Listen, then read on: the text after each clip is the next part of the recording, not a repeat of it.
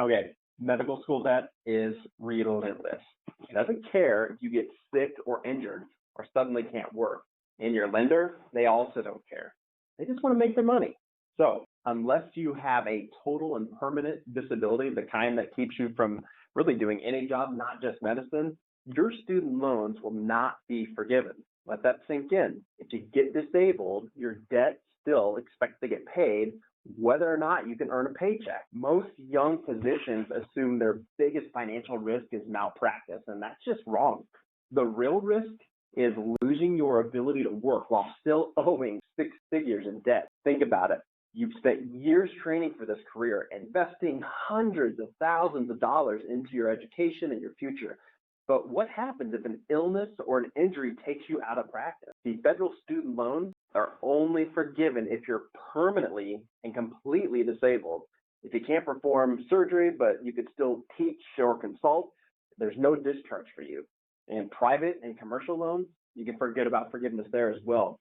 These lenders play hardball. And sure, you can have income-driven repayment, and that can drop your monthly payment, but if you can't work, interest keeps piling up and your debt doesn't go away. That's why disability insurance, it's not optional for doctors. It's the only thing standing between you and financial disaster, especially if you get sidelined by an illness or an injury. So the right policy makes sure your income is protected even if you can't practice medicine. And here's what you need to know. True own occupation coverage.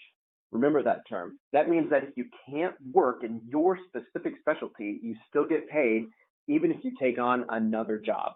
So you need enough monthly benefits or payout from that policy to cover your student loans, your living expenses, and your lifestyle. And your policy should be non-cancelable and guaranteed renewable. So your coverage can't be changed or taken away no matter what happens with your health. And you need residual benefits because not all disabilities take you out completely. Some just reduce your ability to earn, and you want your policy to cover that too. So don't assume your employer plan is enough. Those policies are usually taxable. They often cap how much they're willing to pay out, and they don't follow you if you change jobs. So you need a private policy that's built around you and not your hospital. The bottom line is, if you're young, healthy, and you're earning big money, or there's potential to earn big money, you're in the best position to lock in a solid disability insurance policy at the lowest rate. So if you wait until something happens, it's just too late. Medical school debt won't wait for you to recover, and neither will your landlord, and neither will your bills. So protect your future now before you need it. If you like this, hit that follow button. I break down personal financial issues for doctors without